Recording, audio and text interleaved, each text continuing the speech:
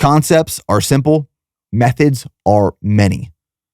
I actually heard Andy Galpin say that on his podcast with Andrew Huberman. He said, concepts are few, methods are many. And if you think about it, it's that simple. There are a few concepts that work. There's a lot of ways to, as they say, skin the cat. You can approach strength training and working out and diet in so many ways. But when it comes down to it, resistance training in the right rep ranges, progressive overload with total intensity and volume, and enough nutrition to rebuild your muscle. Losing weight, losing body fat, the concepts are just as simple. But at the same time, there are also many methods. So in order to lose weight, in order to lose body fat, I'm sure many of you know this, but if not, here's a reminder. You have to be in a caloric deficit. So if you weigh 200 pounds, like me, for example, I weigh 200 pounds right now. If I maintain a pretty consistent diet from day to day, week to week, there are some variations. If I go out to dinner, I'm probably eating more. Certain days I'm eating less, depending on what I'm training and how I'm training.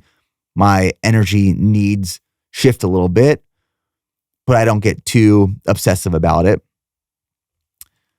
But in order for me to maintain 200 pounds, my diet has to maintain consistency in terms of my energy intake, how much I'm eating.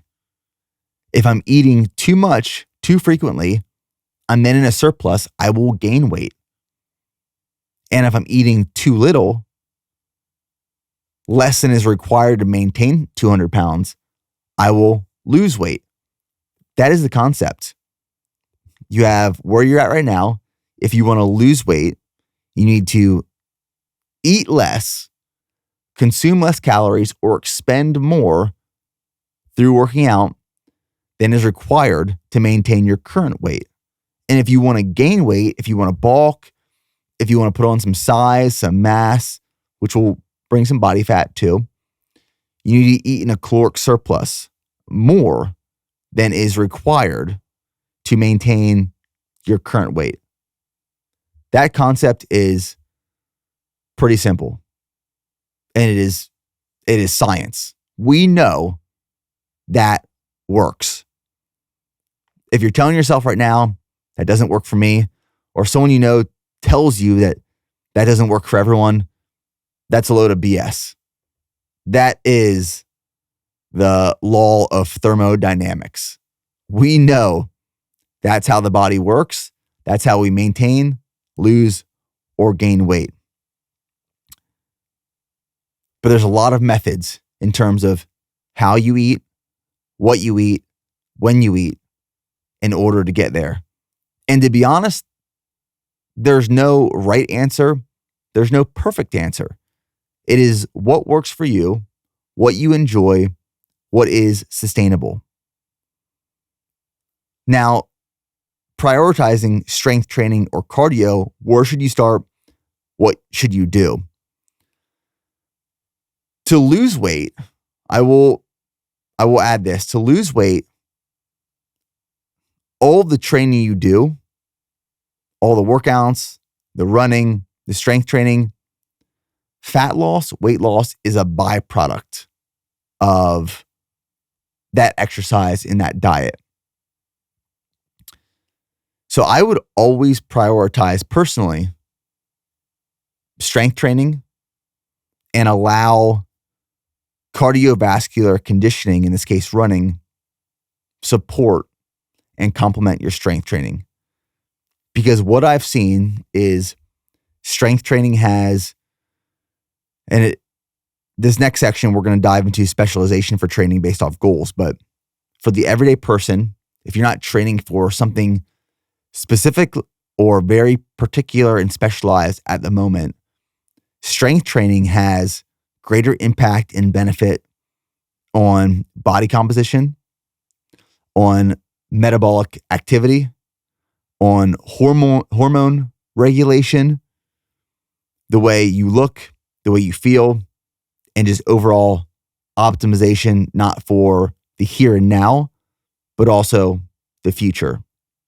Because as you get older, your health span and lifespan is very dependent, not only on VO2 max, but the amount of muscle mass that you have.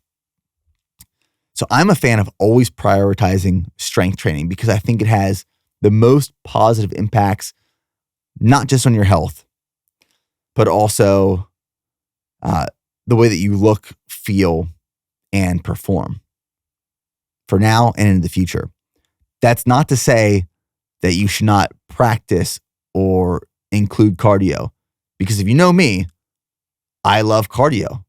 I love running in particular for the mental and physical benefits of it.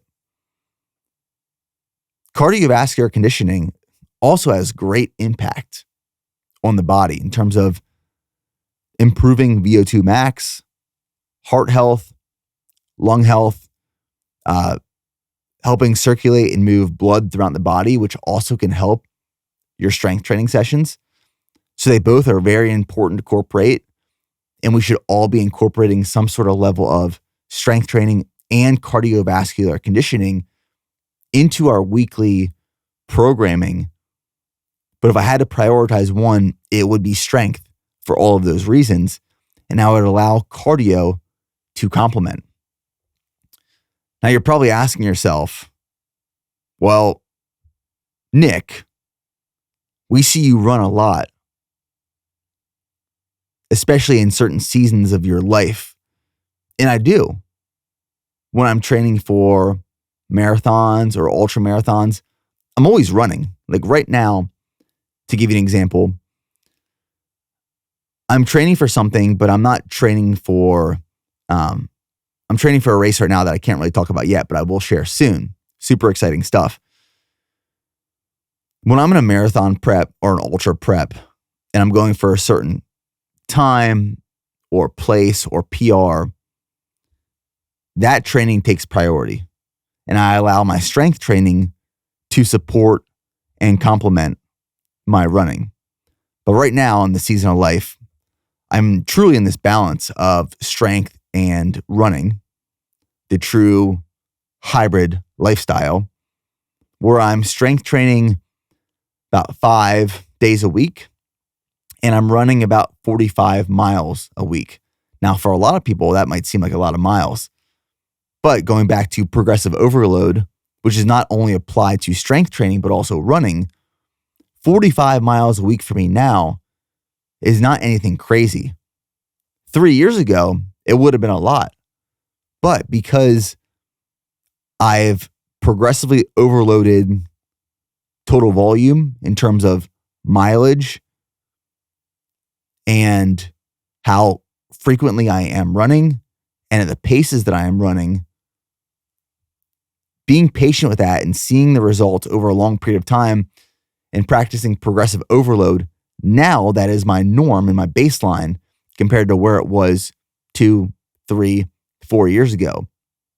That's what making progress looks like and feels like. So I'm a big fan of cardiovascular conditioning, obviously, and running. And in certain periods of life, there's a heavier focus on one as opposed to the other.